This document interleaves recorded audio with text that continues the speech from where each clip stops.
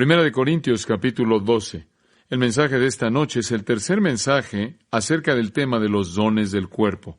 Estamos en una serie que no ha sido planeada, pero que simplemente sucede semana por semana, una de esas cosas no planeadas que obviamente el Señor había planeado a lo largo de la eternidad.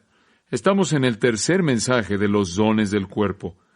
Hablamos del cuerpo de Cristo, el testimonio del cuerpo y los dones del cuerpo. Hemos estado estudiando el cuerpo de Cristo y cómo debe funcionar en unidad y en amor. Y esas son las dos palabras clave para entender el cuerpo de Cristo, en unidad y en amor.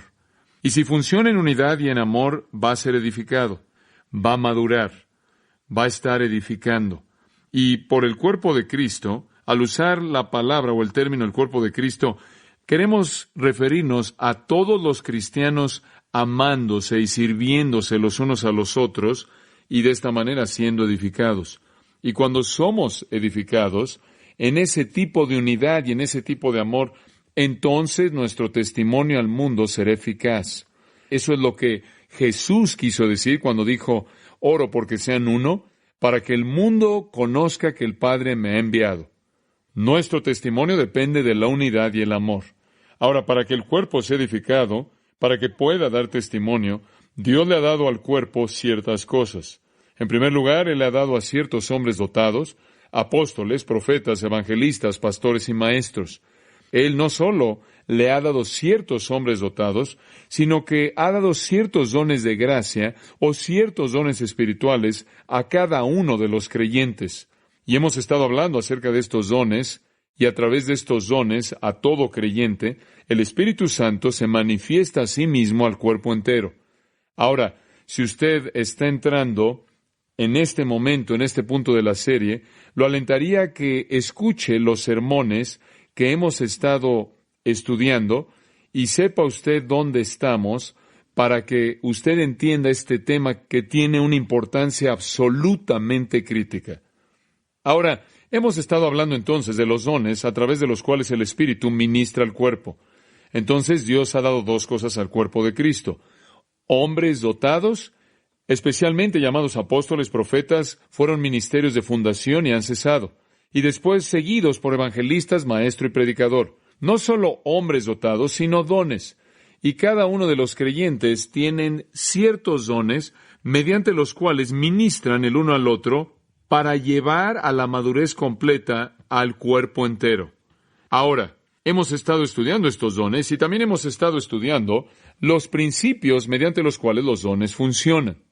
Hemos visto claramente cómo estos dones se complementan los unos a los otros y cómo resultan en un cuerpo que se está edificando. También hemos visto que cada uno de estos dones fue completo y pleno en Cristo mismo, y que nosotros como cuerpo debemos ser la continuación de la vida de Cristo, de tal manera que Dios nos ha dado a todos todo don básico que Cristo mismo tuvo para que nosotros seamos de manera plena la continuación de la vida de Cristo. Ahora, para tener una unidad saludable, entonces, lo cual significa un testimonio saludable, para que tengamos una verdadera unidad de amor, para tener un verdadero ministerio positivo, entonces debemos ministrar nuestros dones los unos a los otros para que seamos edificados. Si no ministramos, el cuerpo es afectado, el cuerpo es paralizado. Algunos miembros no están funcionando y los otros tienen que compensar y el cuerpo entero de Cristo empieza a cojear. E incidentalmente, ese es exactamente el caso en la actualidad. Y como resultado de un cuerpo que está afectado, cojeando, paralizado, dividido, desconectado, estamos en medio de la ruina de un testimonio destrozado en el mundo. El mundo no puede ver nuestro testimonio debido a que nuestra unidad es el criterio y nuestro amor. Y debido a que la unidad y el amor no es obvio en el cuerpo de Cristo, el mundo no tiene los estándares correctos mediante los cuales nos puede juzgar. Ahora, en mensajes previos hemos dicho tres cosas. Número uno, el cuerpo necesita ser uno y amar. Número dos, los dones llevan a ese punto. Número tres, descubra su don y úselo. Eso es básicamente lo que hemos estado diciendo. Para que el cuerpo funcione, tiene que haber unidad en amor, dones que contribuyen a la unidad y contribuyen al amor. Descubra su don, descúbralo mediante oración y la llenura del Espíritu y use su don. Cuando todos nosotros operamos nuestros dones en la energía del Espíritu, entonces nos edificamos unos a otros para llegar a la madurez plena, y así el cuerpo madura y nuestro testimonio es poderoso. Ahora, específicamente, hemos comenzado a enumerar los dones que son enlistados en 1 Corintios 12 y también en Romanos 12. La última vez hablamos de los dones permanentes. Dijimos que hay dos categorías de dones, permanentes y temporales. Los dones permanentes son para edificar al cuerpo y todavía edifican al cuerpo. Los dones temporales fueron para confirmar la palabra de los apóstoles y profetas y han cesado con el cese de los apóstoles y profetas. Ahora, debido a que la semana pasada cubrimos todos los dones permanentes, eso nos deja que en esta noche cubramos los dones temporales, los cuales no fueron diseñados para la edificación del cuerpo, como veremos, sino que fueron diseñados para confirmar el testimonio de los apóstoles y profetas que de hecho estaban declarando la palabra de Dios. Ahora, hay 4 de estos dones enlistados en las Escrituras. No tienen una función continua en el cuerpo. Existieron para la era apostólica y fueron diseñados para los incrédulos, no creyentes, para que los incrédulos pudieran ser convencidos por estos milagros, que de hecho la palabra de Dios estaba siendo hablada por las bocas de los apóstoles y profetas de la primera iglesia. Ahora, el punto es obvio. Si usted tenía una multitud de personas hablando y no había un estándar mediante el cual pudiera juzgarlos, nadie sabría qué creer, y entonces, junto con los que hablaban la verdad, junto con los verdaderos apóstoles y los verdaderos profetas, habían ciertos milagros para que la gente fuera convencida que ellos de hecho hablaban la palabra misma de Dios. Ahora, quiero repasar este concepto con usted por tan solo un momento, y si usted me acompaña a Marcos 16, ese es el último capítulo en el libro de Marcos, y no voy a entrar a un estudio crítico para determinar si esto pertenece a este punto o no. Supongamos por un momento que pertenece a este punto. E incidentalmente, hay nueva evidencia en base a 2 nuevas tesis que acaban de ser escritas, con nueva evidencia de manuscritos, que la última parte de Marcos pertenece al texto. En caso de que usted no supiera si no solía pertenecer, o algunas personas no pensaban que pertenecía, no se preocupe. Ese es el problema de otros. Pero notamos en el versículo 17, y él está hablando aquí a los 11 discípulos. Él dice ahí, y estas señales seguirán a los que creen. En mi nombre echarán fuera demonios, hablarán nuevas lenguas, tomarán en las manos serpientes, y si bebieren cosa mortífera no les hará daño. Sobre los enfermos pondrán sus manos y sanarán. Ahora, ahí tiene usted algunos milagros que van a certificar la predicación inicial de los apóstoles, y la gente que responderá a los apóstoles en esa fase inicial de la iglesia va a ver que van a suceder milagros. Ahora usted llega al versículo 19. Y el Señor, después que les habló, fue recibido arriba en el cielo. Esto es a los 11, y añade, y se sentó a la diestra de Dios. Esa es la ascensión. Versículo 20. Y ellos saliendo, estos son los apóstoles, predicaron en todas partes, ayudándoles el Señor y confirmando la palabra con las señales que les seguían. Para eso eran. Ahora observe 2 Corintios capítulo 12, versículo 12. Dice, y ahí hay un versículo muy importante, verdaderamente las señales de un apóstol. Ahora observe, las señales de manera específica le pertenecían a los apóstoles. Las señales de apóstol fueron hechas entre vosotros en toda paciencia, en señales, prodigios y milagros. Dunamis, obras dinamita. Ahora, observe a quién le pertenecen las señales ahí. A los apóstoles. Señales de un apóstol. Esa es una designación específica para los milagros. Ahora veamos otro versículo en Hebreos capítulo 2. Hebreos capítulo 2, versículo 3. Hebreos 2, 3. Ahora dice esto, y esto es muy importante. ¿Cómo pues escaparemos si descuidamos una salvación tan grande? Ahora escuche lo que sucede después de esto.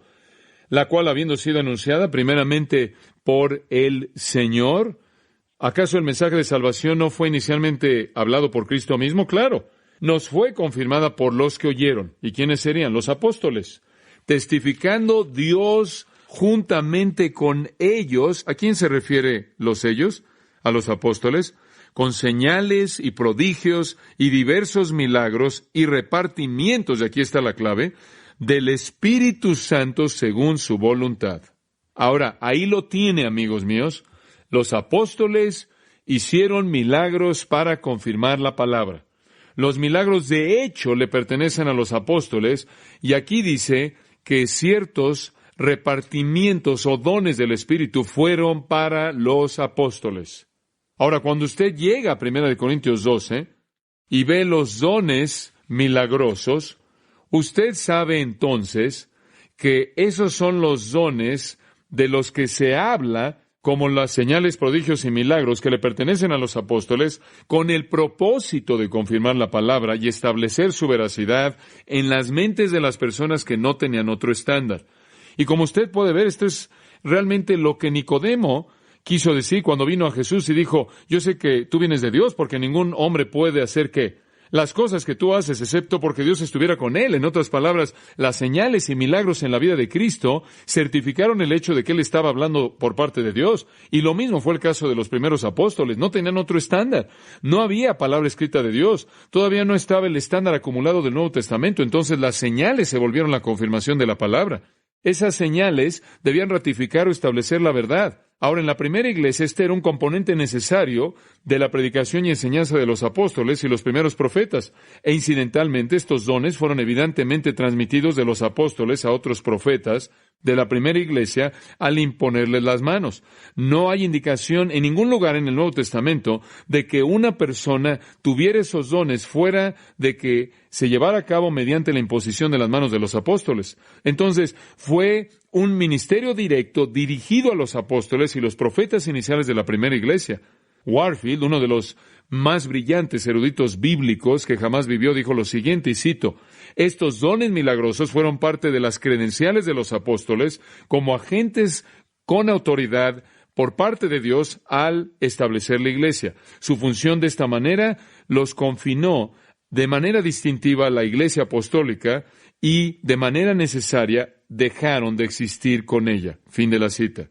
Ahora, ciertos pasajes de manera específica asocian estos dones milagrosos del Espíritu con la obra de los apóstoles. Y les voy a dar un par de ilustraciones. Uno es el capítulo 14 de Hechos. No lo busque, simplemente escríbalo. Hechos 14, versículo 3. En Hechos 14, 3. Mucho tiempo, por lo tanto, permanecieron hablando con denuedo en el Señor, quien dio testimonio de la palabra de su gracia. Ahora, aquí hay algunos profetas y están hablando la palabra del Señor, y aquí está la clave. Y el Señor dio testimonio de la palabra de su gracia. ¿Qué fue lo que el Señor estaba haciendo? Confirmando la palabra, ¿verdad? ¿Cómo dio el testimonio? Él concedió que señales y maravillas fueran hechos por sus manos. ¿Se da cuenta? En otras palabras, la manera en la que el Señor certificó la veracidad de su palabra fue al concederle señales y maravillas o milagros. Ahora estas obras incidentalmente describen la actividad de Pablo y Bernabé cuando llegaron a la ciudad de Iconio durante el primer viaje misionero de Pablo, y en ese punto las señales y milagros fueron concedidos a ellos como apóstoles y profetas para proclamar la verdad de Dios y que fuera verificada. Dios literalmente verificó su palabra al darle la capacidad de hacer milagros. Ahora hay otro versículo que nos dice lo mismo, y ese es Romanos 15:15. De nuevo, simplemente se los leo. Romanos 15:15. Mas os he escrito, hermanos, en parte con atrevimiento, como para haceros recordar, por la gracia de Dios que me es dada, para ser ministro de Jesucristo a los gentiles, ministrando el Evangelio de Dios, para que los gentiles les sean ofrenda agradable, santificada por el Espíritu Santo. Tengo, pues, de qué gloriarme en Cristo Jesús en lo que a Dios se refiere, porque no osaría hablar sino de lo que Cristo ha hecho por medio de mí para la obediencia de los gentiles, con la palabra y con las obras.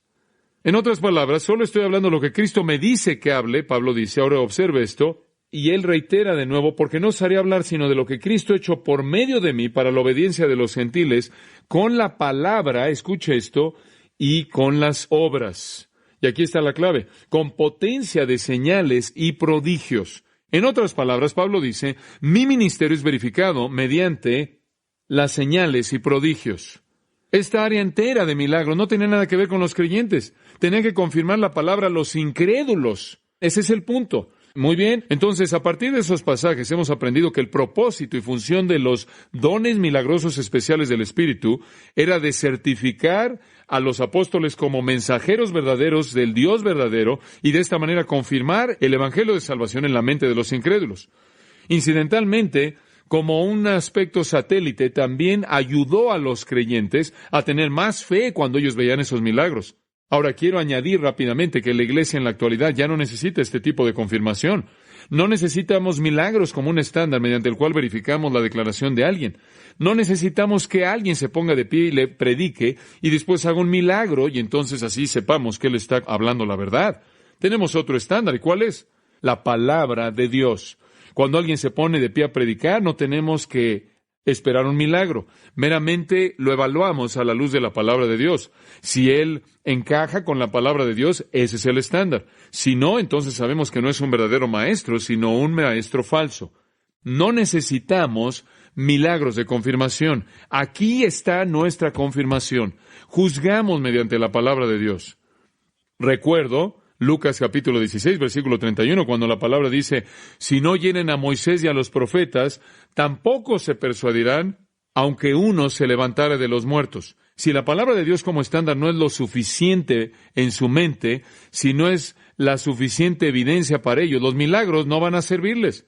Ahora, que las Escrituras están completas y usted no puede quitarle y tampoco le puede añadir, está completa y es total como Dios diseñó que fuera, es nuestro estándar, no necesitamos milagros de confirmación. Son irrelevantes, inmateriales e innecesarios. Ahora, permítame añadir un comentario. En los hombres dotados en la iglesia, usted sabe, habían dones y habían hombres dotados, el maestro, los evangelistas y el pastor, los cuales son los que todavía existen, y el apóstol y profeta, como vimos la semana pasada, eran el cimiento, la fundación, ¿verdad?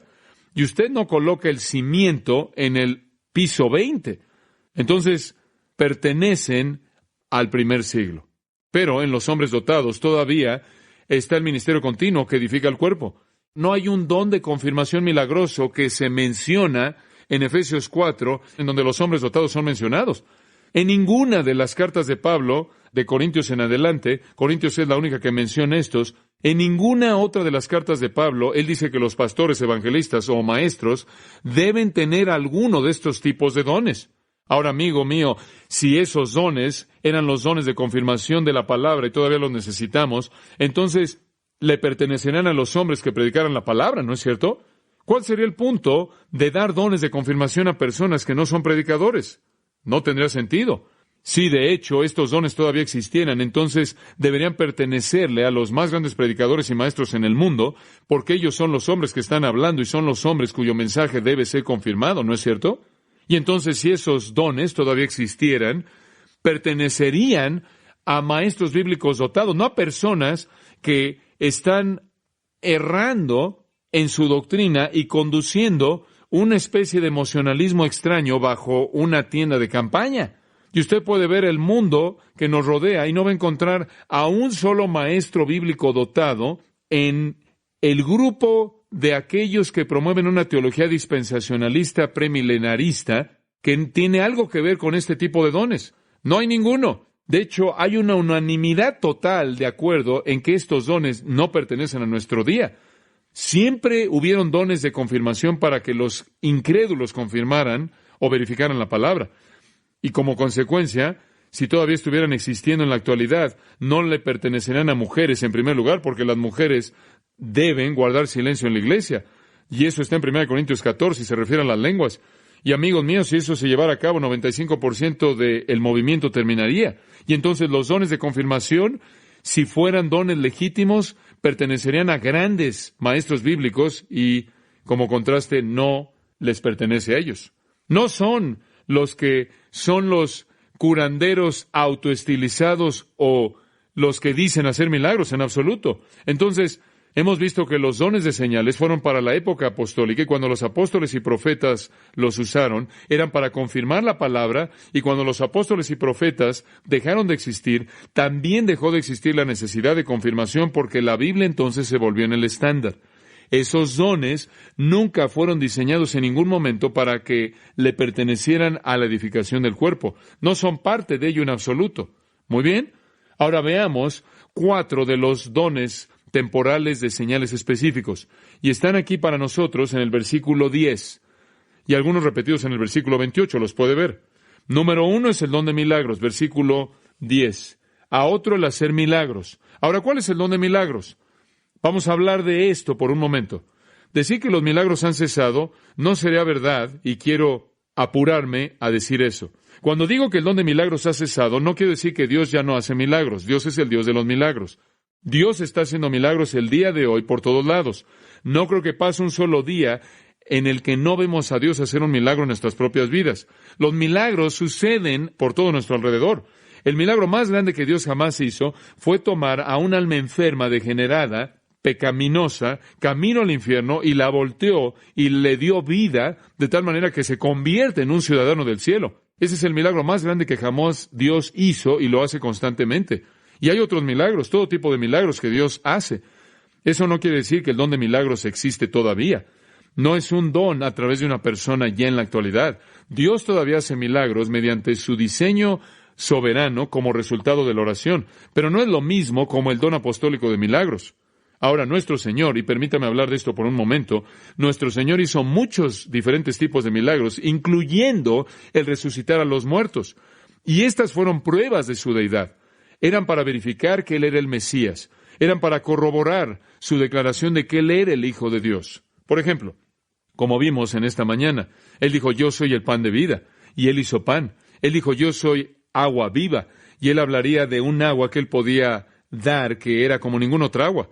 Él diría, yo soy la luz del mundo, y Él dio vista a ojos ciegos y dio luz a almas ciegas. Él decía, yo soy la resurrección y la vida, y Él entonces resucitaba a alguien de los muertos física y espiritualmente. Él estaba verificando sus declaraciones mediante milagros. Nuestro Señor entonces los hizo, pero es interesante que nosotros señalemos, creo yo, que tuvieron un efecto muy limitado, ¿no es cierto? Digo, hizo los milagros constantemente en frente de Israel, y ellos no creyeron en Él. Finalmente ellos concluyeron que hizo sus milagros por el poder de ¿quién? De Belcebú, de Satanás. Entonces tuvieron un efecto muy limitado. Y no solo tuvieron un efecto limitado con Cristo, sino que también tuvieron un efecto limitado con los apóstoles y los profetas, muy limitado. El echar fuera al espíritu malo de la que adivinaba fue la causa directa de todos los problemas en Filipos. Cuando ese milagro sucedió, causó tal caos en Filipos que usted sabe lo que sucedió en últimas. La restauración de la persona coja en Listra por parte de Pablo pareció haber tenido un gran efecto en la gente. Por un momento lo tuvo, eso está en Hechos capítulo 14, se veía como que la restauración de esa persona coja realmente iba a tener un gran efecto, pero poco después de eso apedrearon a Pablo y lo dejaron casi muerto, o parecía que estaba muerto. Ese fue un efecto más bien mínimo. Después de Filipos, por un periodo de 2 años, no hay mención de ningún milagro llevado a cabo por Pablo. Fueron muy limitados, muy limitados. Y no hay registro de milagros que jamás sucedieron en Antioquía, en Corinto, en Tesalónica, en Derbe, en Varia. Fue un ministerio muy limitado, muy limitado. Y Pablo no se enfoca, no le da énfasis al hacer milagros, en absoluto. Él continuamente enfatiza la necesidad de fe. Y en todas sus listas, en los requisitos para un obispo, para un anciano diácono, no se dice nada nunca de milagros. A lo largo de las epístolas enteras, de todas las que él escribe, no se dice nada de personas haciendo milagros. Santiago no dice nada de esto, Juan no dice nada de eso, Judas no dice nada acerca de eso, nadie fuera del libro de Hechos dice algo acerca de eso. Y ciertamente otras escrituras que hacen referencia a esos ministerios. No hay énfasis en la Biblia en hacer milagros, porque era obvio para Pablo y para cualquier otro escritor que pertenecía a una era apostólica, y cuando terminó esa era, se acabaron. Y no tuvo un lugar continuo en el ministerio de la iglesia. No necesitamos en la actualidad el don de milagros. Pablo dice, necesitamos la manifestación de una vida en el Espíritu, ¿verdad? Necesitamos vivir en la energía del Espíritu. Ahora, no estoy menospreciando los milagros. Tienen un lugar, pero no a través del don de milagros, el cual fue apostólico. Ellos no solo tuvieron un efecto limitado, sino que tuvieron un propósito limitado. Existieron para una etapa infante de la iglesia para verificar el Evangelio. Fueron las señales, maravillas y obras poderosas, simplemente para el principio. Ahora, un pensamiento más. Tuvieron una época limitada, y quiero ilustrar esto. Y creo que es muy importante por tan solo un momento. Para entender cómo Dios ha usado los milagros, usted debe observar diferentes periodos en las Escrituras en los que los milagros ocurren. Hubieron 4 periodos milagrosos de milagros en la Biblia. Y sucedieron y terminaron. Y sucedieron y terminaron. Y hay grandes periodos en la historia en los que no se registran milagros. El primer periodo de milagros fue en el día de Moisés. El segundo periodo de milagros fue en la época de Elías y Eliseo. El tercer periodo de milagros fue en la vida de Cristo. Y amigos míos, entre la época de Elías y Eliseo y Cristo, simplemente no hay ningún milagro. El cuarto periodo de milagros siguió inmediatamente a la vida de Cristo después de Pentecostés en la primera iglesia. Ahora, los milagros tienen su lugar para validar o certificar la verdad de Dios en un tiempo específico y siempre son limitados por el tiempo. En primer lugar, recuerde el primer periodo de milagros, el cual fue la época de Moisés. Usted no lee acerca de milagros en la época de los patriarcas, ¿o sí? Fuera de los milagros creativos de Dios y cosas como el diluvio en términos de hombres haciendo milagros, usted no lee acerca de ellos en Génesis. Moisés inició el primer periodo de milagros, y sus milagros fueron llevados a cabo en referencia a la redención de los hijos de Israel saliendo de Egipto, ¿no es cierto? En Éxodo 7:3 dice, endureceré el corazón de Faraón y multiplicaré mis señales y mis maravillas en la tierra de Egipto. Observe de quién eran esas maravillas. No eran del hombre, sino de Dios. Y Dios dice, yo las voy a hacer en referencia a Egipto. Y fue importante porque ¿cómo es que Faraón realmente sabría que Dios estaba operando, llevando a cabo su obra en Israel, a menos de que hubiera algo para certificarlo, verdad? Y él recibió una buena dosis de certificación. Y no solo eso, ¿cómo es que los israelitas sabrían que Dios estaba operando a menos de que hubiera algunos milagros para verificarlo? Y entonces en la época de Moisés hubieron milagros. Fue el primer gran periodo de milagros. Y las señales a Moisés lo certificaron como un líder certificado por Dios, establecido por Dios.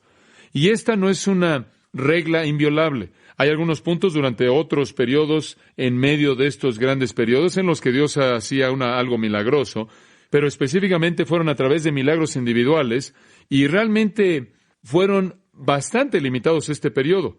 El siguiente periodo entonces será el periodo de Elías y Eliseo y todos los profetas fueron los que hicieron los milagros. Y de nuevo, la razón fue porque Israel necesitaba saber quién era Dios, porque estaban involucrándose con Baal, ¿verdad? Y necesitaban oír la palabra de Dios y necesitaban ver un milagro para saber que Dios de hecho estaba hablando y funcionó. Y entonces era para certificar la autoridad de Dios. En Primero de Reyes 18:36 dice, se ha conocido este día que tú eres Dios en Israel y que yo soy tu siervo. Eso es lo que Elías dijo.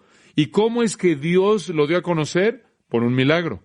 Entonces fue para certificar la autoridad de Dios y Elías como el representante designado por Dios, y también continuaron a través de Eliseo.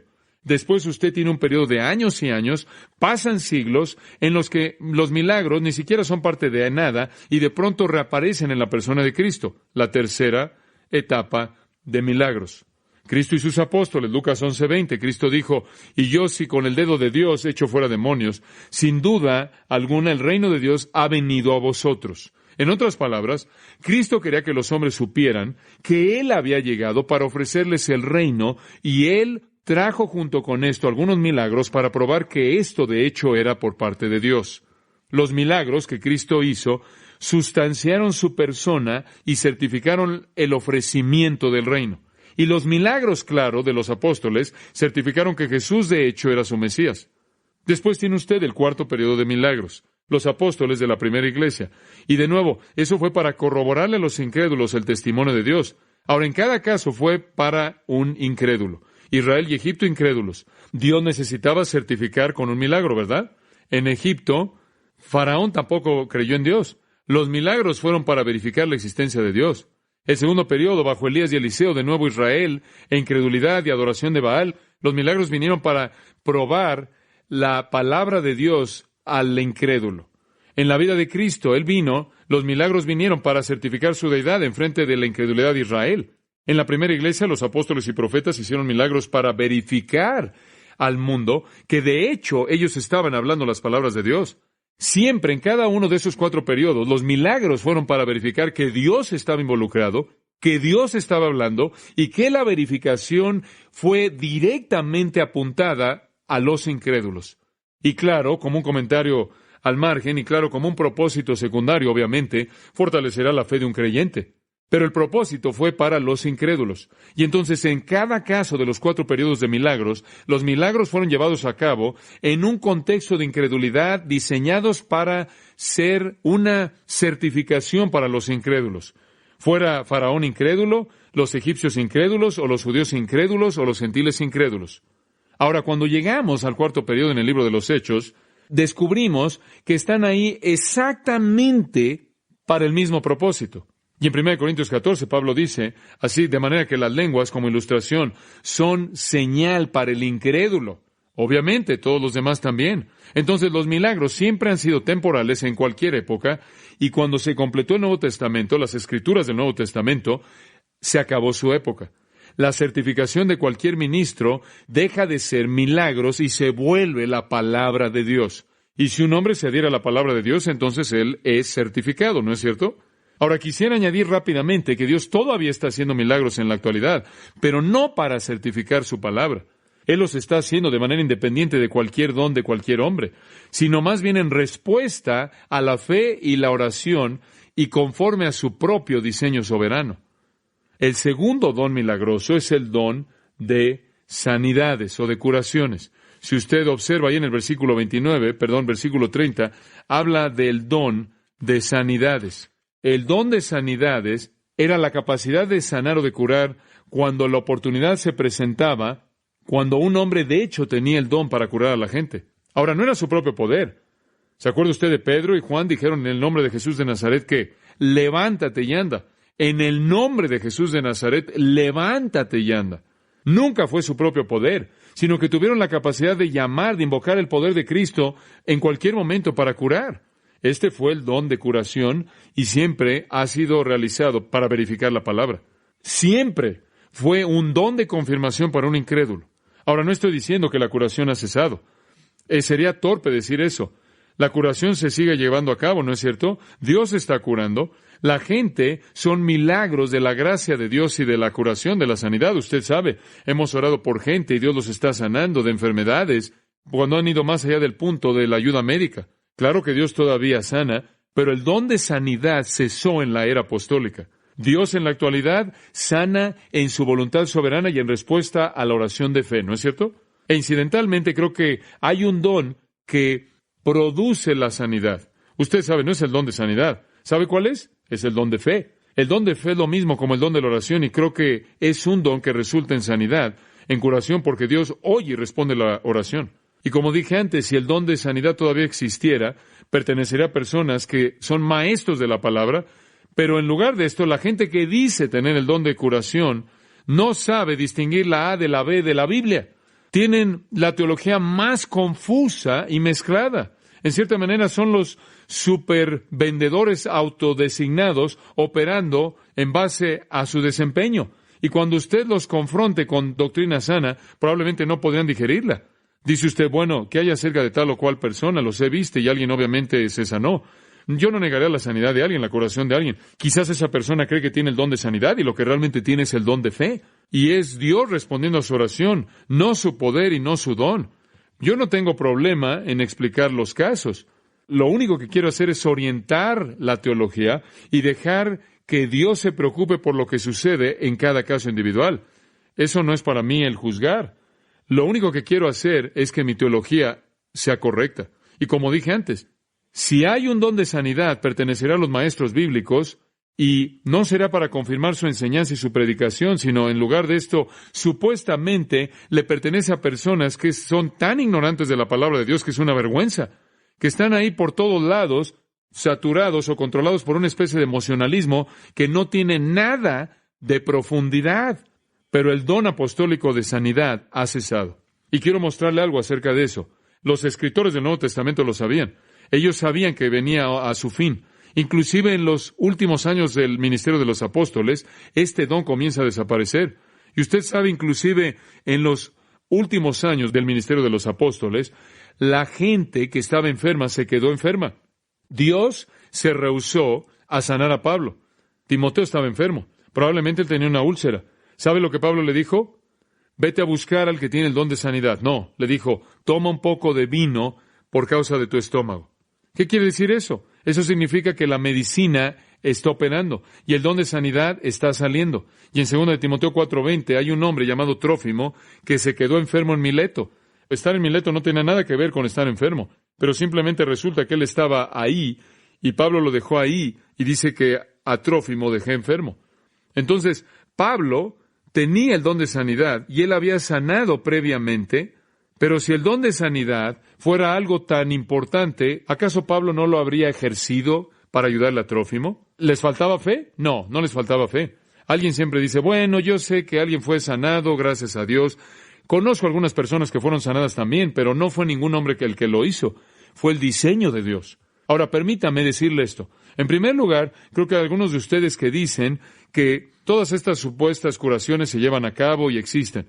En primer lugar, permítame decirle que muchas de ellas son falsas. Ahora, digo esto con mucha honestidad. Cuando yo estuve en el seminario, hice un estudio en profundidad acerca de esto y realmente entraba en profundidad y descubrí todo este sistema de tarjetas. Escuche, si solo usted tiene un brazo o si le falta un miembro en el cuerpo, usted no entra en la fila de sanidad. No pueden manejar eso. Siempre es un problema interno que es invisible al resto de la audiencia.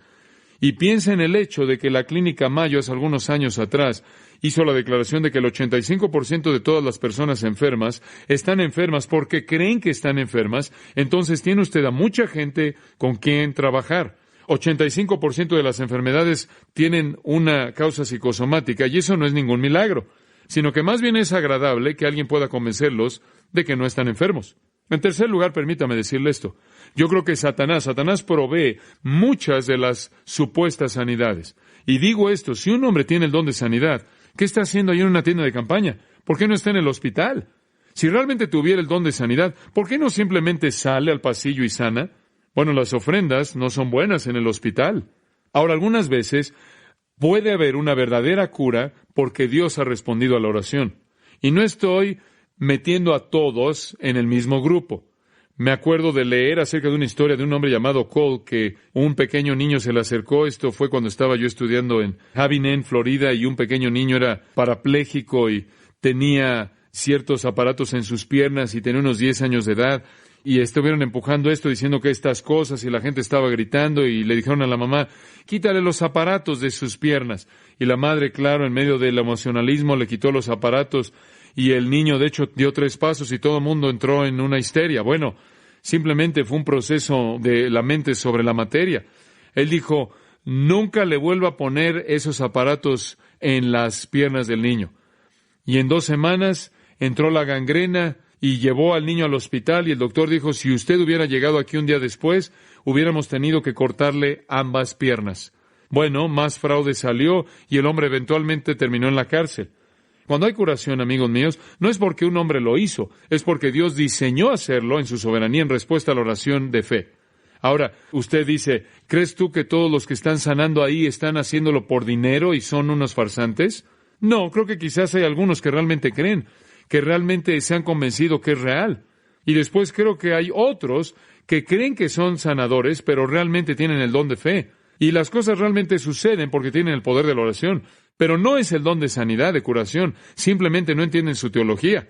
La idea de que usted puede sanar a personas ahí en una fila es ridículo. Inclusive los discípulos no pudieron hacer eso. En Mateo 17 vienen a Jesús y dicen, ¿qué está mal? No lo podemos hacer. Dios, en respuesta a la oración que cree, lleva a cabo milagros. En tercer lugar, y vamos a unir estos 2 dones, versículo 10, tercer y cuarto don, varios tipos de lenguas y la interpretación de lenguas. Ahora quiero considerar varias preguntas. No voy a hablar de manera exhaustiva de este punto, pero creo que es algo importante y quiero decir desde el principio al hablar acerca de las lenguas, y tengo un gran amor en mi corazón hacia aquellos en el cuerpo de Cristo. No me importa si hablan en lenguas o no hablan en lenguas. Y no estoy diciendo esto de una manera arrogante. Estoy diciendo esto para ser muy honesto. Tengo algunos queridos amigos que amo mucho y creo que conocen a Jesucristo de una manera vital y real. Y yo creo que, de hecho, están operando exitosamente en un ministerio que Dios está bendiciendo, que están ellos en un error en este punto. Y amigos míos, hay muchos errores mucho más serios que este, y quizás el chisme es uno bueno debido a que está ligado al homicidio y otras cosas en algunos de los catálogos del Nuevo Testamento. Pero con mucha frecuencia pensamos que debido a que alguien está en el error de hablar en lenguas, son un hereje abierto. Y quizás no sea así. Si hay grados, hay cosas infinitamente más serias que esas. Y entonces no estoy tratando de azotar a estas personas. No estoy tratando de castigarlas. Creo que hay una posición doctrinal que debemos mantener fielmente a partir de la palabra de Dios, y es tan clara, y lo único que queremos hacer es declarar en dónde estamos. No estamos diciendo que no amamos, solo estamos diciendo que queremos ser fieles a la palabra de Dios. ¿Muy bien? Ahora, ¿cuál era el don de lenguas y cuál era su uso? Era una capacidad dada por el Espíritu Santo, escuche esto, para hablar en un idioma extranjero, para declarar las obras maravillosas de Dios como un milagro de verificación. Observe Hechos capítulo 2, versículo 1. Y cuando el día de Pentecostés ha venido en su plenitud, todos estaban unánimes en un lugar, y de pronto vino un ruido del cielo, como un viento fuerte, y llenó la casa en donde todos estaban sentados. Y aparecieron ahí lenguas como de fuego que se pusieron sobre cada uno de ellos. Y estos son los discípulos que están esperando, 120 de ellos probablemente, y todos fueron llenos del Espíritu Santo y comenzaron a hablar en otras lenguas. Y esa es la palabra glosa, idiomas, conforme el Espíritu les dio que hablasen. Y estaban ahí en Jerusalén, y habían ahí en Jerusalén morando judíos, hombres devotos de toda nación bajo el cielo. La razón de esto fue porque fue la fiesta de Pentecostés y todos los judíos devotos vinieron a Jerusalén. Fue un tiempo perfecto para declarar las obras maravillosas de Dios en el nacimiento de la iglesia. ¿Qué mejor momento cuando tienes a todos los extranjeros ahí? Podrías contarles la verdad y podían ellos llevarlo de regreso a su propio país. Entonces ellos hablaron en estos idiomas. Versículo 6.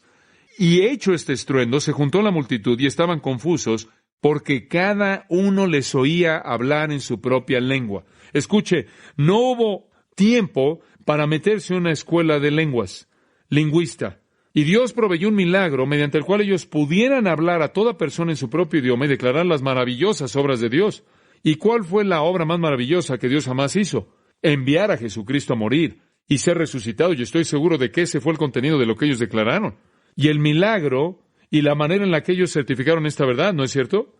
Y ellos todos estaban, dice aquí, y estaban atónitos y maravillados, diciendo, mirad, ¿no son galileos todos estos que hablan? En otras palabras, galileos dijeron, ¿ellos son lingüistas galileos? No, eran gente que era menospreciada, que estaba ahí en Galilea. ¿Cómo pues les oímos nosotros hablar, cada uno en nuestra lengua en la que hemos nacido? Partos, medos, elamitas y los que habitamos en Mesopotamia, en Judea, en Capadocia, en el Ponto y en Asia, en Frigia y Panfilia, en Egipto y en las regiones de África, más allá de Cirene, y romanos aquí residentes, tanto judíos como prosélitos, cretenses y árabes, les oímos hablar en nuestras lenguas las maravillas de Dios. Ahora ellos sabían lo que estaban diciendo, ¿no es cierto? Las maravillas de Dios. Y estaban todos atónitos y perplejos, diciéndose unos a otros, ¿qué quiere decir esto? Mas otros burlándose decían, están llenos de mosto, están locos. Ahora ahí está el don de lenguas, amigos míos. Lo que era una declaración de las obras maravillosas de Dios, las obras gloriosas de Dios. Escuche esto, no sustituyó la predicación porque inmediatamente después de la experiencia de lenguas vino el sermón de Pedro, ¿no es cierto? Las lenguas no necesariamente eran para predicar el Evangelio y no eran para convencer de pecado. Fueron meramente para certificar que Dios iba a hablar y las obras maravillosas de Dios fueron declaradas y después vino la predicación. Nunca reemplazó la predicación. Ahora usted dice sí, pero si las lenguas sucedieron en otros lugares de hechos, siempre fueron lo mismo, exactamente lo mismo, siempre, sin cambio alguno. Observe el capítulo 8, versículo 15. Y no necesariamente menciona de manera específica las lenguas aquí, pero yo creo que sucedió. Hechos 8:15. Aquí el Evangelio está saliendo, ¿no es cierto? Sucedió en Jerusalén, muy bien. Ahora se va a mover a Samaria. ¿Y sabe usted cómo los judíos se sentían acerca de los samaritanos? Usted recuerda lo que los judíos pensaban acerca de los samaritanos, ¿no es cierto? Realmente no había mucho amor entre ambos grupos. Los judíos odiaban a los samaritanos y simplemente los menospreciaban porque eran una raza mezclada. Versículo 15. Los cuales, habiendo venido, oraron por ellos para que recibiesen el Espíritu Santo, porque aún no había descendido sobre ninguno de ellos, sino que solamente habían sido bautizados en el nombre de Jesús. Entonces les imponían las manos y recibían el Espíritu Santo. Ahora, yo creo que en ese punto ellos hablaron en lenguas. No dice eso, pero yo creo que sucedió. Y la razón por la que creo eso es debido a esto. Es obvio que aquí lo que está sucediendo es esto. La iglesia comenzó en Jerusalén y el Espíritu vino. Ahora, cuando ellos fueron a Samaria, la iglesia comenzó ahí. No solo creyeron, sino que recibieron el Espíritu Santo con los mismos milagros llevándose a cabo. Dice usted, ¿por qué? Porque habría sido muy fácil para los judíos decir, bueno, ustedes samaritanos, miren, ustedes no van a unirse con nosotros en absoluto, ¿verdad? Cristo dijo que la iglesia iba a ser una, ¿no es cierto? No iba a haber ni judío ni griego, ni esclavo ni libre, ni varón ni mujer, uno. Él vino a derribar la pared intermedia de división, ¿no es cierto? Ahora, usted sabe que si algo le sucedió a los judíos, lo mismo más vale que le sucediera a los samaritanos. De lo contrario, los judíos nunca van a aceptar a los samaritanos en su comunión. Entonces, la razón por la que lo mismo tuvo que sucederle a los samaritanos era para que los judíos supieran que de hecho eran iguales, que eran uno. ¿Ve la importancia entonces? Y si eso no es todo, vaya al capítulo 10. Avanzando más allá de Samaria, usted entra al mundo gentil y se encuentra con Cornelio. En el capítulo 10, versículo 44. Mientras aún hablaba Pedro estas palabras, el Espíritu Santo cayó sobre todos los que oían el discurso. Y los fieles de la circuncisión que habían venido con Pedro se quedaron atónitos. Ahora, ¿quién es la circuncisión? Judíos están atónitos. ¿Sabe por qué estaban atónitos? Le dice usted ahí, de que también sobre los gentiles se derramase el don del Espíritu Santo, porque los oían que hablaban en lenguas. ¿Lo ve? Les asombró que los gentiles tuvieran la misma experiencia que ellos tuvieron. Ahora, ¿ve usted lo importante que fue para ellos que tuvieran eso, para que los judíos supieran que Cristo estaba comenzando un organismo en el que toda persona era igual?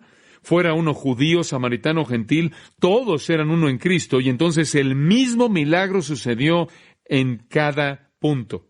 Y después usted va al capítulo 19, y usted conoce al pequeño grupo que quedó ahí del Antiguo Testamento. Aquí hay algunos santos del Antiguo Testamento que no saben que el Nuevo Testamento ha llegado, y fueron salvados bajo la economía antigua, y descendieron, se arrepintieron, fueron bautizados por Juan el Bautista, regresaron a su casa y ni siquiera sabían que Jesús había llegado. Y Pablo aquí está en Éfeso. Aconteció que entre tanto que Apolos estaba en Corinto, Pablo, después de recorrer las regiones superiores, vino a Éfeso y hallando a ciertos discípulos, y estos realmente, usted sabe, eran personas piadosas, pero eran santos del Antiguo Testamento. No sabían nada de lo que estaba pasando. Y les dijo, ¿recibisteis el Espíritu Santo cuando creísteis? Ellos le dijeron, ni siquiera hemos oído si hay Espíritu Santo. ¿Qué es todo esto? Entonces dijo, ¿en qué pues fuisteis bautizados? Ellos dijeron, en el bautismo de Juan. Usted sabe, nosotros fuimos ahí y ellos se habrían ido a la gloria si hubieran muerto. Eran santos del Antiguo Testamento todavía. Aquí hay un pequeño periodo de transición aquí. Y Pablo dijo, Juan bautizó con bautismo de arrepentimiento, diciendo al pueblo que creyesen en aquel que vendrá después de él, este es, en Jesús, el Cristo. Cuando oyeron esto, fueron bautizados en el nombre del Señor Jesús. Ellos dijeron, oh, Cristo vino, muy bien. Usted sabe, y ellos entonces creyeron, fueron bautizados, versículo 6, y habiéndoles impuesto Pablo las manos, vino sobre ellos el Espíritu Santo, y hablaban en lenguas. ¿Lo ve? ¿Por qué hablaron también en lenguas?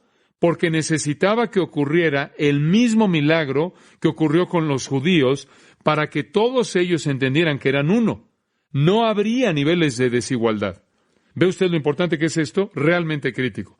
Y esa es la razón por la que esto ocurre esas 4 veces en Hechos, para que todos vean que están en el mismo nivel. Siempre fue lo mismo. Ahora, rápidamente mantenga esto en mente. En el Nuevo Testamento, en la era apostólica, y aquí hay un punto clave, cada vez que las lenguas ocurrieron de manera legítima, siempre fue un idioma conocido. Oh, esto es tan importante. Amigos míos, nunca fue balbuceo, nunca.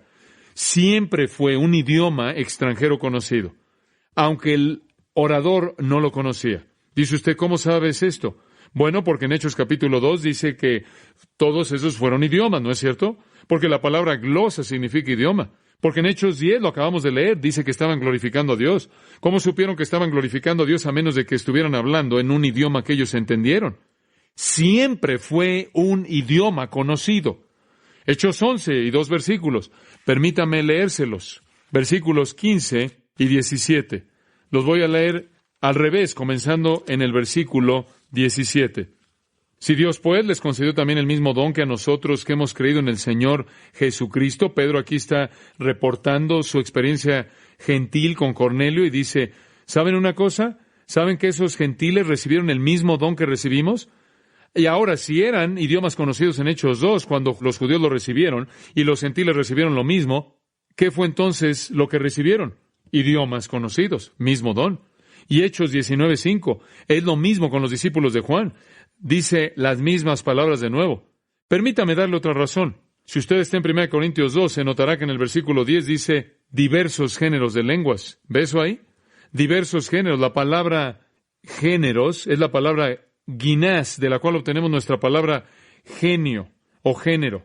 Ginás aquí es ginaglocan, una forma diferente, pero es la misma palabra ginás. ¿Sabe lo que ginás significa? Significa una nación o raza o tipo. ¿Sabe usted lo que significa cuando dice géneros de lenguas? Significa idiomas específicos nacionales, razas de lenguas. Ginás tiene que significar tipo. No significa un tipo de balbuceo, porque un balbuceo no es cierto tipo, simplemente es un balbuceo. Usted no podrá decir diferentes tipos de balbuceo. Balbuceo es balbuceo, no hay tipos de balbuceo. Ginagloca significa naciones específicas de lenguas, de idiomas. Y le voy a decir algo más acerca de ese versículo. Notará que el don compañero, la interpretación de lenguas, la palabra interpretación es la palabra arminai. ¿Sabe lo que significa en el griego literalmente? Traducción. Eso es exactamente lo que significa, y usted no puede traducir el balbuceo. Si alguien tuviera el don de hablar en idiomas verdaderos, alguien más tendría que tener el don de traducirlos. Usted no puede traducir el balbuceo. Notará usted también en todas las ocasiones en las que 1 Corintios 14 tiene la palabra desconocida, siempre en algunas versiones está en itálicas, en letras inclinadas. Alguien puso ahí esas palabras pensando que eso ayudaría, y no ayudaron. Notará también en 1 Corintios 14:7 que Pablo dice que cualquier tipo de lenguas tendría que tener estructura gramatical. Y aún cosas sin vida dan un sonido, sea la flauta, el arpa, a menos de que tuvieran distinción en sonidos. ¿Cómo entonces será sabido que es una flauta o un arpa? Usted sabe, lo que los corintios estaban haciendo era hablar en balbuceo. Estaban ejerciendo una falsificación carnal de balbuceo. Y Pablo dice, aun cuando un hombre toca una flauta, toca notas distintivas. Y un idioma tiene una estructura gramatical y todo lo que estaban haciendo era repetir balbuceo. Versículo 11, Pablo dice, por tanto, si no conozco el significado de la voz, es solo una repetición de sonidos, y le seré al que habla como un bárbaro, y el que habla me será un bárbaro también. Puestos de pie, hablando balbuceo. Y ahí en el versículo 21 dice el capítulo 14, en la ley está escrita, y aquí hay una cita directa de Isaías 28, con lenguas de otros hombres y otros labios hablaré a este pueblo. Sin embargo, no me oirán, dice el Señor. Y en el Antiguo Testamento Isaías dijo eso en referencia al idioma sirio. Era un idioma conocido. Amigos míos, entonces no hay duda al respecto. Cada vez en corrientes enteras de idiomas de lenguas legítimas siempre fue un idioma conocido. Y eso en sí mismo eliminaría 99.99, 100% del movimiento moderno, porque no es un idioma conocido. De acuerdo con los lingüistas, y estaba leyendo esto recientemente en un artículo, el movimiento moderno está compuesto de sonidos desconocidos sin ningún vocabulario, gramática distintiva y características extranjeras simuladas. Ahora, claro, usted debe mantener en mente también que en Corinto era abusado como todo lo demás. Lo triste es que la gente toma corintios como su patrón para lenguas, y los corintios eran las personas que estaban en la peor condición en la existencia del cristianismo. Habían pervertido todo lo que podía pervertirse, lo pervirtieron. Dice usted, bueno, ¿qué problemas tuvieron? Gromacki en su libro dijo que aquí están algunos de los problemas en Corinto que aprendemos a partir del libro. División, carnalidad, conceptos equivocados del ministerio del Evangelio, perversión sexual, demandas entre cristianos, abusos morales de los cuerpos de los creyentes, ignorancia de las relaciones matrimoniales y el propósito de la virginidad, violaciones de la libertad cristiana, insubordinación de las mujeres, abusos de la mesa del Señor, ignorancia de los dones espirituales y una negación de la resurrección del cuerpo. Ahora ese es un desastre. Y después, cuando usted los toma como su ejemplo para las lenguas, realmente está en problemas porque ellos las abusaron, así como abusaron todo lo demás. El problema no era que no tenían dones espirituales. Pablo dice en 1 Corintios 1:7, creo que es, ustedes no carecen de ningún don, no les falta ningún don. El problema es que los abusaron. Y creo que probablemente era un pequeño problema, porque en esa parte del mundo prevalecían las expresiones estáticas entre los sacerdotes y sacerdotisas de los oráculos griegos que estaban en un estado de éxtasis. Y debido a que también hablaban en lenguas, y era la religión pagana de la que los corintios habían sido salvados, ellos arrastraron algo de esta expresión estática y la metieron a su experiencia cristiana y la falsificaron, y entonces realmente falsificaron las lenguas de Hechos y decían que eran lenguas. Y Pablo pasa el capítulo 12, capítulo 13 y capítulo 14 tratando de corregir los abusos corintios de lenguas. Y no es interesante que inclusive cuando el don existía fue abusado, y en la actualidad cuando no existe todavía es abusado. Dice usted, bueno, ¿qué es lo que Pablo les está diciendo de esto? Bueno, en primer lugar, en el capítulo 14, versículos 1 al 12, él dice que es inferior. En el capítulo 14, versículo 20, dice que nunca debe ocurrir. No es el versículo 20. Bueno, olvido exactamente cuál es el versículo. Bueno, 2 veces está en el capítulo. Él dice que nunca debe suceder, nunca debe llevarse a cabo sin un intérprete.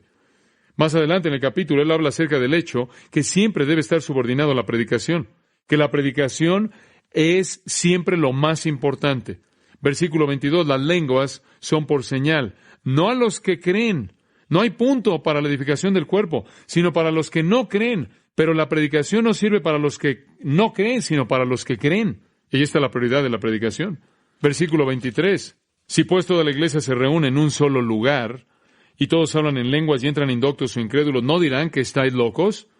Bueno, dice usted, estas personas están locas, pero si todos predican y entra algún incrédulo o indocto, por todos es convencido, por todos es juzgado. La prioridad de la predicación. Y después él pasa a decir que debe ser hecho de manera decente y en orden, pero ellos habían echado a perder todo esto. Claro, tenía que ser hecho por la dirección del Espíritu Santo y siempre fue un idioma conocido y siempre fue para comunicarle a un incrédulo las obras maravillosas de Dios. Pero habían pervertido todo. Hicieron un abuso carnal de la experiencia de los creyentes. Después nunca debía ser hecho por más de 2 o 3, versículo 27, y siempre en orden, y nunca debía haber sido hecho sin un intérprete, el mismo versículo. Y versículos 34 y 35, las mujeres nunca debían hacerlo. Y como dije, eso lo eliminaría. Y en el capítulo 13, versículos 1 al 3, en el capítulo 13, versículos 1 al 3, siempre debía ser hecho en amor, y amigos míos, ese no es el caso. Tantas veces la gente que ha tenido este don no ve a otros en amor, los ven siempre con un espíritu crítico. Y con tanta frecuencia cuando esto entra en una iglesia, en lugar de crear una atmósfera de amor, crea una atmósfera de fricción y división que fractura la iglesia. Y les voy a decir algo muy simple. Cualquier don legítimo del Espíritu que es operado en la energía del Espíritu trae unidad. Y este no lo trae. Trae discordia. Entonces, como usted puede ver, inclusive en épocas apostólicas, cuando el don existía y era falsificado para la gloria de la carne, y todavía es una falsificación. Dice usted, bueno, ¿estás diciendo que Dios no puede ya hacer un milagro? No quiero decir eso. Si Dios diseñara en algún campo, en algún lugar, dar a un hombre la capacidad en un punto dado de hablar un idioma que no sabía para comunicar las obras maravillosas de Dios, Dios todavía podría hacer eso, y yo nunca lo limitaría al decir que no puede. Pero amigos, si Dios todavía tuviera ese don de confirmación, no necesitaríamos tener todos estos problemas con traducir el Nuevo Testamento. ¿Sabe usted eso? Todo lo que necesitaríamos hacer sería enviar a las personas con el don de lenguas al campo misionero, y Wycliffe no tendría nada que hacer. Porque alguien podría ir ahí y simplemente aprendería cómo decir el Evangelio en su idioma, decirlo, y hacer algunos milagros, y eso lo confirmaría. Pero necesitamos la palabra como el estándar, porque esos dones han cesado. ¿Por qué cree usted que hay personas que pasan 10 años de su vida aprendiendo a cómo traducir un idioma y otros 10 años traduciendo? Si fuera verdad que lo único que necesitamos hacer es confirmar la palabra con uno de estos dones de confirmación milagrosos, la gente estaría desperdiciando el tiempo. Ahora dice usted, bueno, ¿cómo sabes que ha cesado? Simplemente he estado tratando de responder eso. No sé, cesó con los apóstoles, ya acabó. Nuestra teología dice que cesó. Observe el 13, 1 Corintios 13:8. El amor nunca deja de ser, pero las profecías se acabarán. Y cesarán las lenguas, y la ciencia acabará, porque en parte conocemos y en parte profetizamos, mas cuando venga lo perfecto, entonces lo que es en parte se acabará. Ahora, algunas personas creen que tiene que meter todo lo que está en el versículo 8 en la misma bolsa. En otras palabras, la profecía, lenguas y conocimiento, todo tiene que cesar al mismo tiempo. Pero eso no dice eso. No dice eso en absoluto. Dice en cada caso individual, cuando aquello que es completo venga, aquello que es en parte cesará. Y cuando la palabra de Dios vino, ya no se necesitó confirmar la palabra por las lenguas, y entonces las lenguas cesaron. Algún día, cuando estemos con Jesucristo y sabemos que somos conocidos, el conocimiento como tal pasará. Y entonces no tiene que meter cada uno de esos en la misma bolsa. Son distintas en sí mismas. Pablo añade el pensamiento en el versículo 11, cuando yo era niño hablaba como niño, pensaba como niño, juzgaba como niño, mas cuando ya fui hombre, dejé lo que era de niño.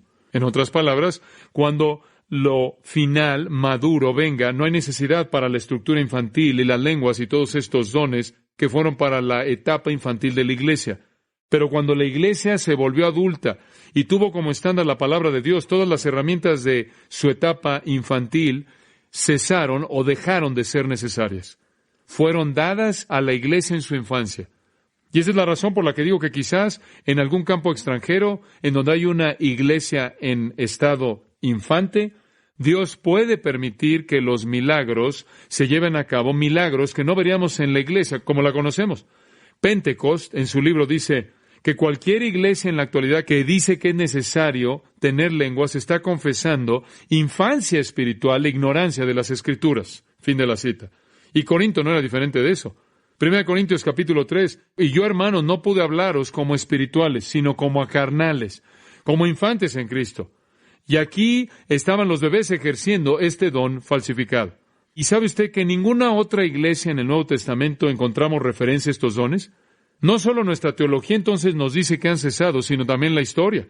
Si las lenguas no cesaron en la época apostólica, ahora escuche esto, si las lenguas no cesaron en la época apostólica, todavía se llevarían a cabo siglo tras siglo, ¿no es cierto? ¿Está listo para eso? Piensa en eso. Si las lenguas son una parte permanente de la iglesia, entonces no cesaron en la era apostólica, y entonces las encontraríamos históricamente en el siguiente siglo, ¿no es cierto?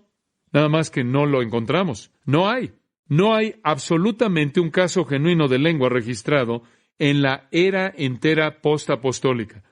Del año 100 al 600, ese periodo de años, en todos los escritos de todos los padres de la iglesia, no hay un solo caso genuino de lenguas que se reporta y cubren toda doctrina básica de la iglesia, una y otra y otra y otra vez, y no estuvo ahí.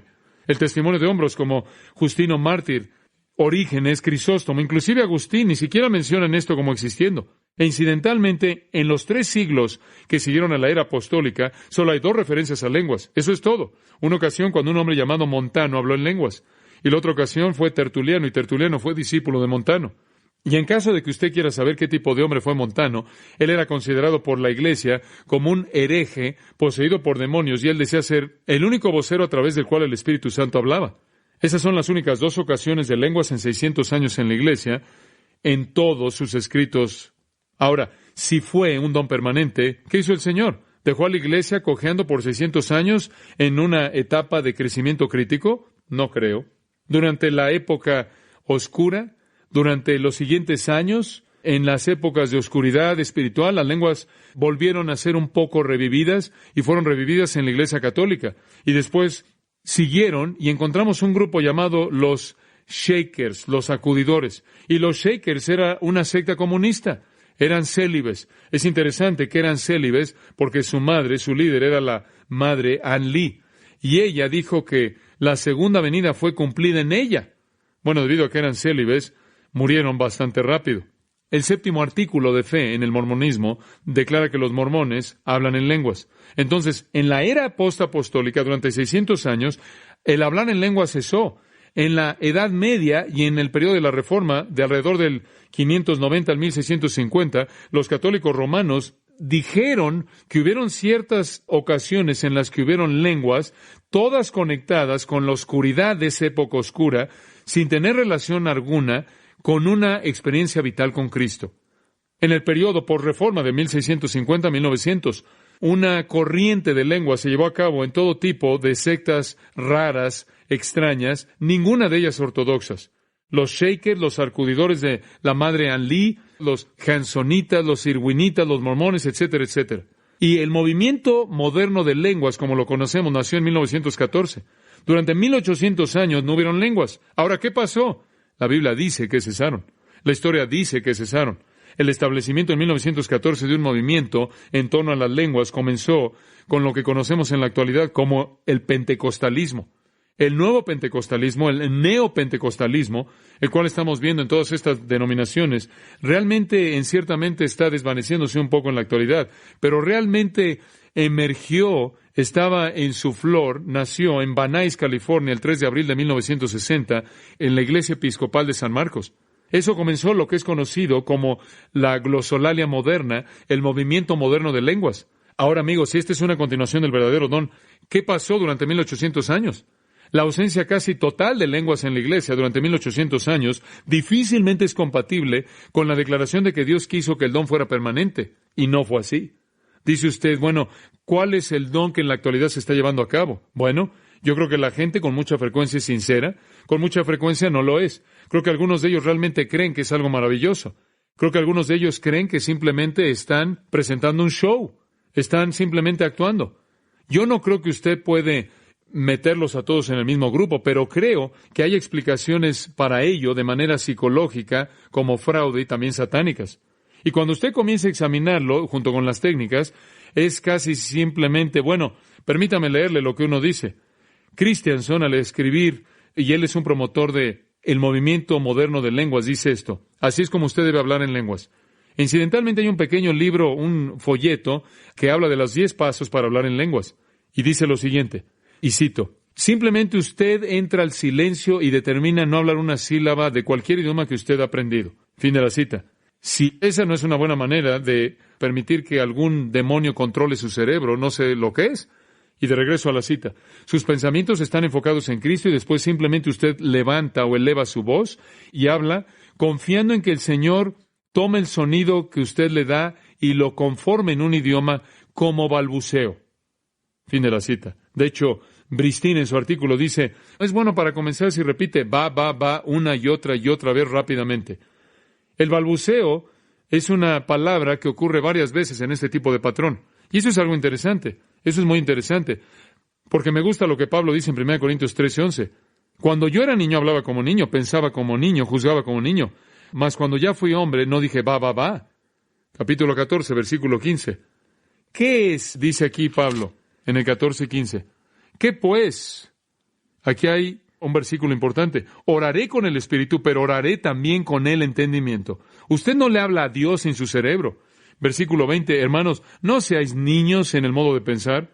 Evidentemente los corintios tenían el mismo tipo de patrón. Esto es algo necio, eso es necedad. ¿Cuál será la razón por la que un hombre hablaría como bebé, a no ser de que fuera para experimentar algún tipo de estimulación carnal? Dice usted, bueno, ¿por qué la gente hace esto? Bueno, creo que hay muchas razones.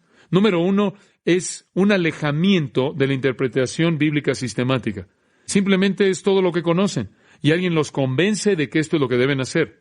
Lo segundo, creo que la gente tiene hambre de lo sobrenatural. Hay gente que existe en situaciones en las que no se alimenta de la palabra de Dios, como puede ver, y son cristianos y tienen hambre de lo sobrenatural. Y si pueden encontrar alguna experiencia, se van a aferrar a ella, porque su situación entera está estructurada en torno al emocionalismo. Y creo que eso lleva a la tercera razón. La gente quiere un sentimiento físico. Quieren una experiencia emocional y ese es el resultado de una falta de fe. ¿Sabía usted eso? Cuando usted está buscando un sentimiento o una emoción, ¿sabe lo que es eso? Eso no es fe. Eso es duda buscando algo para convencerse a sí mismo. Y creo que la cuarta, otra buena razón, la cuarta que tengo, por la que la gente lo hace, es porque creen que es un camino rápido a la espiritualidad. Simplemente hazlo y eres espiritual. Y usted sabe lo que sucede, le da a la gente un sentido falso de seguridad y simplemente se sienta, y el resto está en su experiencia de lenguas y no avanzan más. Como usted puede ver, el movimiento moderno no está basado en la doctrina bíblica. La experiencia siempre es su defensa, ¿no es cierto? Bueno, me pasó, debe ser real. No. Eso no es corroboración alguna. La carne y Satanás puede también hacer una falsificación de una experiencia, ¿no es cierto? Y quiero añadir esto. Las lenguas no son únicas del cristianismo. Dice usted, bueno, si lo haces debe ser real. No, eso no es verdad. 1100 años antes de Jesús la gente hablaba en lengua, ¿sabía eso? En el reporte de Winterman de Biblias en la costa de Calfanesia, hubieron ocasiones en las que hubo gente que habló en lenguas. En 429 al 347 antes de Cristo, en los diálogos de Platón usted tiene lenguas. Del 70 al 19 antes de Cristo, Virgilio en el Ania describe a sacerdotisas en la isla de Delo hablando en lenguas. El Pitano de Delfo, como lo registra Crisóstomo, habló en expresiones estáticas. Las sectas antiguas romanas, Osiro, Mitra y Luciano, Dianesio, Orfo, Delfo, Frigia, Pasedio, Cibeles, todos esos tuvieron registros de lenguas. Y en el día actual lo tenemos por todos lados. Mahoma habla en lenguas, ¿sabía eso? Los dervishas de Persia, bajo el nombre de Alá, entran en trances violentos y empiezan a temblar y hablan con expresiones estáticas. Los esquimos de Groenlandia se involucran en lenguas. Hay servicios religiosos que son guiados por un sacerdote, un hombre que está a cargo de medicinas llamado un Angokuk, y el servicio involucra desnudez y todo tipo de relaciones inmorales grotescas. Freuchen, en su libro titulado Aventura Ártica, se encontró con esto y él escribió esto. Esta fue una aventura bastante interesante. Él se encontró con esto y esto es lo que escribió. Estoy tomando un párrafo del libro y cito. De pronto uno de los hombres, Kresok, no pudo controlarse en el ritmo regular del servicio.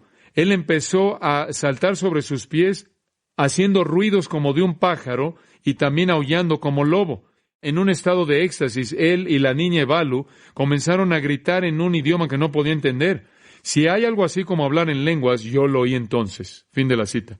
Y Freuchen no profesa ser un creyente. Y quisiera añadir a esto que los monjes tibetanos en sus danzas rituales con frecuencia hablan en inglés. Un alumno de posgrado de Wheaton escribió una carta al presidente de Wheaton y le informó que él había oído a Shakespeare y otras citas habladas por monjes tibetanos que eran alemanes y franceses. Esta es una falsificación satánica. ¿No sabe usted que los demonios pueden hablar cualquier idioma que quisieran hablar? ¿Sabe usted que un demonio puede hablar a través de un hombre? ¿Sabía eso? ¿Se acuerda del maníaco de Gadara?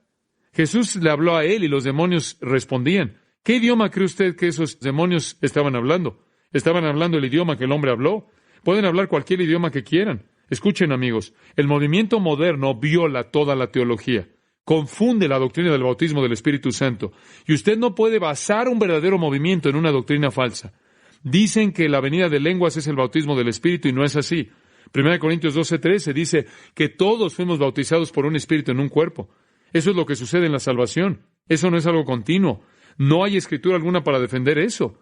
Y dicen ellos, bueno, no tienes al Espíritu Santo hasta que hables en lenguas. Bueno, en Romanos 8:9 dice, si alguno no tiene el Espíritu de Cristo, no es de él. Todo creyente tiene el Espíritu Santo. Teológicamente es absurdo. 1 Corintios capítulo 3, versículo 16. ¿No sabéis que sois templo del Espíritu de Dios y que el Espíritu de Dios mora en vosotros? Todo creyente tiene el Espíritu. Entonces, esto representa de manera equivocada la doctrina entera del Espíritu Santo y el bautismo del Espíritu Santo. Y lo segundo que hace, ¿sabe lo que hace? Subordina a Cristo al Espíritu Santo. Y eso es algo terrible, porque ¿cuál es el ministerio del Espíritu? ¿Exaltar a quién? A Cristo, pero esto lo invierte. Si usted solo es un cristiano y únicamente ha sido salvado, usted es un ciudadano de segunda clase. Usted no llega a la primera clase hasta que tenga el bautismo del Espíritu Santo. Y eso subordina a Cristo al Espíritu Santo, amigos míos. Y eso no está bien. Y después creo que hace otra cosa. Crea dos niveles de cristianos. Los que son los más espirituales, los del nivel más alto y los que no han llegado ahí. Y no hay diferencia, todos estamos en el Espíritu, ¿no es cierto? Y eso crea una unidad falsa. Usted sabe, yo creo que una de las cosas más grandes que está llevando al movimiento ecuménico es la Iglesia Mundial de Apocalipsis 17, y a lo que me refiero con esto es esto. Nunca vamos a unirnos en teología. Simplemente observe esto. Estamos uniéndonos en base a la experiencia. Y este movimiento entero está cruzando las líneas denominacionales a más de 100 kilómetros por hora, y la gente se está uniendo bajo esta bandera cuando no se podían nunca haber unido bajo la bandera de teología bíblica. Y esa no es unidad verdadera, en absoluto. Entonces, el pentecostalismo, como lo conocemos, abusa de la teología. Y dice que la iglesia durante 1900 años no tuvo poder alguno porque nadie tuvo el bautismo. ¿Puede imaginarse la iglesia durante 1900 años en la que nadie tuvo al Espíritu Santo? Eso no es verdad, amigos. Pedro dijo en 2 de Pedro capítulo 1, ustedes tienen todas las cosas que pertenecen ¿a qué? A la vida y a la piedad. No nos falta nada. Con estos dones temporales de señales, Dios proveyó la confirmación de su palabra y la nutrición de la iglesia infante. En la actualidad, en lugar de buscar estas cosas, agradezcámosle a Dios porque ya no los necesitamos, sino que todos tenemos el recurso del estándar, de la norma de la palabra de Dios. Dios certifica su mensaje en la actualidad mediante su palabra. Y la palabra certificada es nuestra base y buscamos ministrar los dones de gracia permanentes que edifican el uno al otro para que el cuerpo pueda llegar a su estatura completa. Mientras que oro que cada uno de nosotros busque conocer nuestros dones y seamos llenos del Espíritu de Dios y ministremos unos a otros. Padre, te damos gracias. Realmente hemos cubierto mucho. Señor, pensamos que era necesario. Simplemente estamos emocionados porque creemos que hemos aprendido algunas cosas en esta noche. Yo he aprendido, Señor, tu Espíritu me ha dado cosas que decir que ni siquiera sabía que yo podía decir. Simplemente no estaban ahí en mi mente. Gracias, Señor, por hablarnos en esta noche. Mientras que sus cabezas están inclinadas, cerraremos rápidamente, pero quiero darle la oportunidad de responder si Dios le ha hablado a su corazón.